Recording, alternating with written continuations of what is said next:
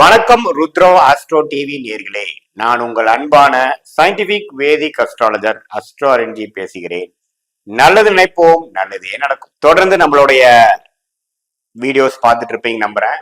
அறிவியல் சார்ந்த ஜோதிட கருத்துக்களை பார்த்து கொண்டிருக்கிறோம். எந்த இடத்திலும் பரிகாரங்கள், மூட நம்பிக்கைகள் அதுக்குள்ளெல்லாம் போகாமல், மிகைப்படுத்தாமல் உள்ளது உள்ளவாறு நம்மளுடைய கர்மா எப்படி செயல்படுகிறது, நம்மளுடைய ஜாதகத்துல ஒரு கிரகத்தின் இருக்கக்கூடிய ஸ்தானபலம், திக்பலம், திருக்பலம், மற்ற அமைப்புகள்லாம் வைத்து பார்த்து உங்களுடைய போன ஜென்மத்தில் செய்த கூட்டு கர்மா எப்படி இந்த ஜென்மத்தில் ஒரு வாழ்க்கை சம்பவங்களாக, ஒரு சாதகமான சம்பவங்களாக, சாதகமற்ற சம்பவங்களாக, அது எந்த மாதிரி ஒரு டைரக்ஷன்ல நம்மளோட வாழ்க்கையை கொண்டு போகுது, எந்த துறையில போறோம், எப்படி போறோம், எந்த நேரத்துல நடக்க போகுது, எது மாதிரி முடிவுகளை எப்ப எடுப்பது நல்லது, எந்த நேரத்தில் வேகமாக போகணும், எந்த நேரத்தில் அடக்கி வாசிக்கணும், அது மாதிரி விஷயங்கள்லாம் துல்லியமாக இந்திய வேத ஜோதிடம் அடிப்படையான சயின்டிபிக் வேதிக் அஸ்ட்ராலஜி முறையில பார்த்து கொண்டிருக்கிறோம்.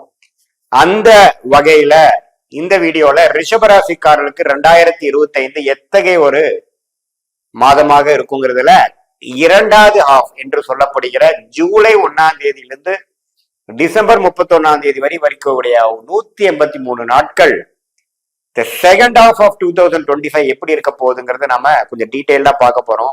அதற்கு முன்னாடி நம்மளோட சேனலுக்கு ஃபர்ஸ்ட் டைம் வரவங்க சப்ஸ்கிரைப் பண்ணுங்க. ஸோ தொடர்ந்து நம்மளோட வீடியோஸ் உங்களை அடையும். இப்ப பாத்தீங்கன்னா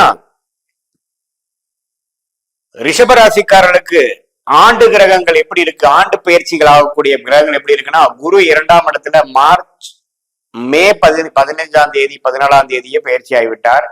மே 19ஆம் தேதி ராகு கேது பயிற்சியாகி குரு 2ஆம் இடத்திலும், ராகு 10ஆம் இடத்திலும், கேது 4ஆம் இடத்திலும் இருக்கிறார். 11ஆம் இடத்தில் சனி மார்ச் 29, 2025 இடம் பெயர்ந்து விட்டார். ஸோ பயிற்சிகள் எல்லாம் முடிந்து இந்த செகண்ட் ஹாஃப் ஆஃப் 2025 ஆரம்பமாக போகிறது. ஜூலை மாதம் 1ஆம் தேதி. அது எத்தகைய ஒரு 6 மாத காலகட்டமாக ரிஷபராசிக்காரர்களுக்கு இருக்க போகுதுன்னு நம்ம கொஞ்சம் துல்லியமா பார்க்க போறோம். இப்ப பாத்தீங்கன்னா 2ஆம் இடத்துல குரு வந்தது நல்ல ஒரு விஷயம். கேஷ் ஃப்ளோ இம்ப்ரூவ் பண்ணும். தொழிலதிபர்கள், வேலையில் இருக்கிறவங்களுக்கு எல்லாம் கொஞ்சம் பணப்புழக்காட்டங்கள் அதிகமாகும், குடுக்கல் வாங்கல் அதிகமாகும், இன்வெஸ்ட்மெண்ட்ஸ் அதிகமாகும், ஷேர் மார்க்கெட்டு அதுல இன்வெஸ்ட் பண்ணக்கூடியது. அதே சமயத்துல வெளிமாநிலம், வெளிநாட்டு டிராவலும் அதிகமா கொடுக்கும் உங்களுக்கு. ஸோ ரிஷபராசிக்காரர்கள் நார்மலா கொஞ்சம் டிராவலிங் கம்மியா பண்றவங்களா இருந்தா இந்த டைம் கொஞ்சம் டிராவலிங் பண்ணுவீங்க. நார்மலா கொஞ்சம் கேஷ் ஃப்ளோ இவ்வளவுதான் இருக்கும்னா கொஞ்சம் கேஷ் ஃப்ளோ அதிகமா இருக்கும். அது மாதிரி விஷயங்கள்லாம் உங்களுக்கு கொஞ்சம் கிடைக்கக்கூடிய அமைப்பு. மனைவி மூலமாக மற்றவங்களுடைய பணம் நம்ம கொஞ்சம் கிடைக்கிறது, ஏதோ ஒரு சுப விஷயத்துனால கிடைக்கிறது, கிஃப்டா வர்றது, இன்ஹெரிட்டன்ஸா வர்றது, பூர்வீகத்துல வர்றது, அது மாதிரி ஒரு நல்ல விஷயங்கள் கொடுக்கக்கூடிய அமைப்பு குரு கொடுக்குறாரு.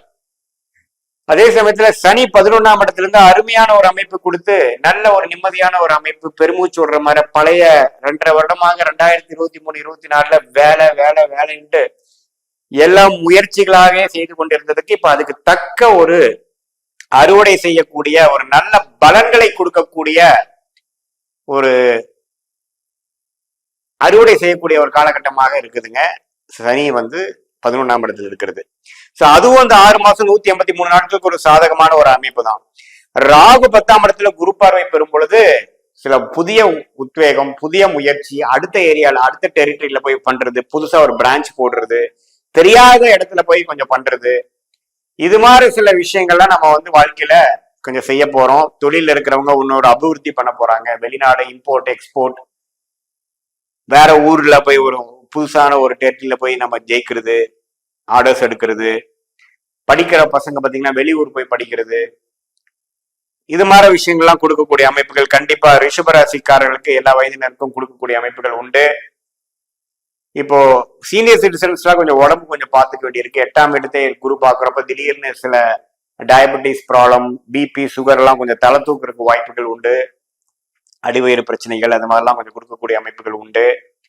ஸோ பொதுவாக பார்க்கும் பொழுது இந்த குரு பார்த்தீங்கன்னா கேஷ் ஃப்ளோ, டிராவலிங் அது மாதிரி விஷயத்துக்கு நம்ம சாதகமாகவும், மன நிம்மதியும், ஒரு பெரிய பிரச்சனை இல்லாமல் ஓரளவுக்கு வாழக்கூடிய அமைப்புகள் கொடுக்கக்கூடிய மிகப்பெரிய 2 கிரகமாகிய சனியும் குருவும் கொடுக்குறாங்க. ராகுக்கு எது பார்த்தீங்கன்னா தாயார், இடம், வீடு, வண்டி, வாகனம் அது மாதிரி விஷயத்துல சில ஆக்டிவிட்டிஸ், தொழில நான் முதலே சொன்ன மாதிரி ஒரு உத்வேகமான முயற்சி, வீட்டை மாத்தி அமைக்கிறது, ஒரு பழைய வண்டியை கொடுத்து புது வண்டி வாங்குறது, தாயாருக்கு உடல்நிலை கொஞ்சம் பிரச்சனைகளால அவங்களுக்கு கொஞ்சம் பாக்குறது, இது மாதிரி சில பல விஷயங்கள் வந்து மூவபிள் அண்ட் இம்மூவபிள் ப்ராப்பர்ட்டிஸ்க்கு வேணுங்கிற சில ஆக்டிவிட்டிஸ் எல்லாம் கொஞ்சம் பண்ண வேண்டியது. குறிப்பா ராகு திசை கேது திசை நடக்கிறவங்களுக்கு எல்லாம் இதுல அதிகமாவே நீங்க பார்க்கலாம்.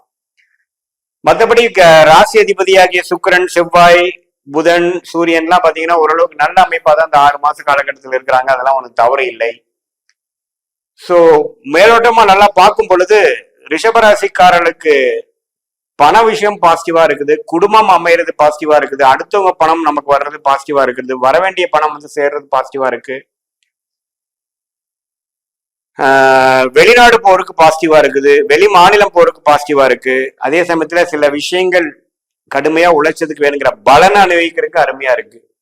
அதே சமயத்துல புது ஏரியா, புது டெரிட்டரி, புது ஒரு முயற்சியில போய் ஜெயிக்கிறதுக்கு வேணுங்கிற உத்வேகமும் அமைப்பு கிடைக்கிற அமைப்பு இருக்கு.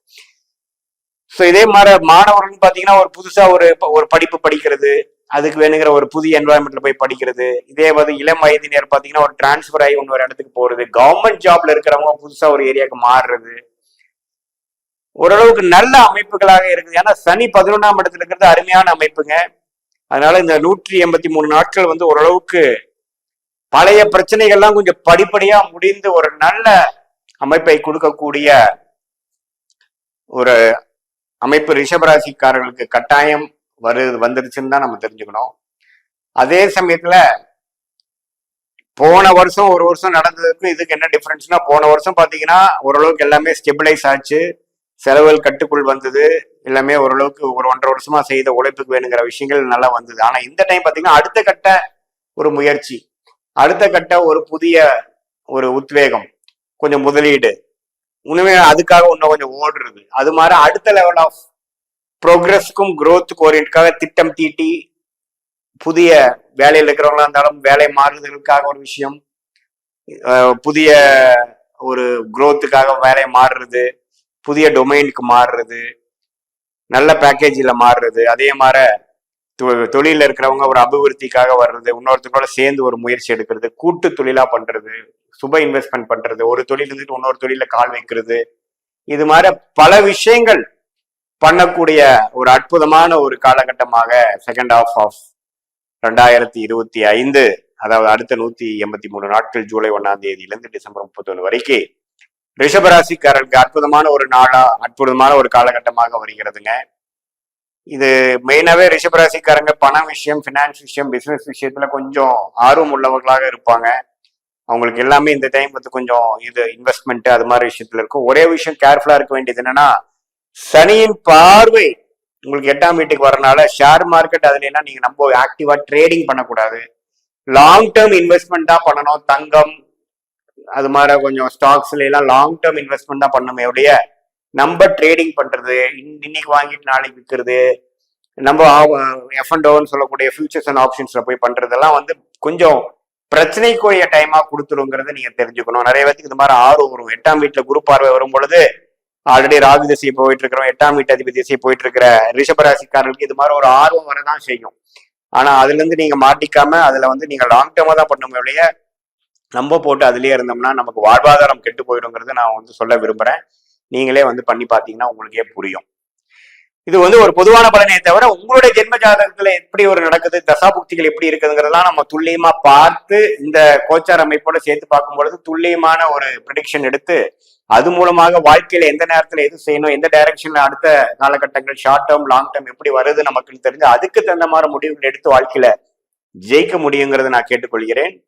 மீண்டும் மற்றொரு காணொலியில் சந்திப்போம். நன்றி, வணக்கம்.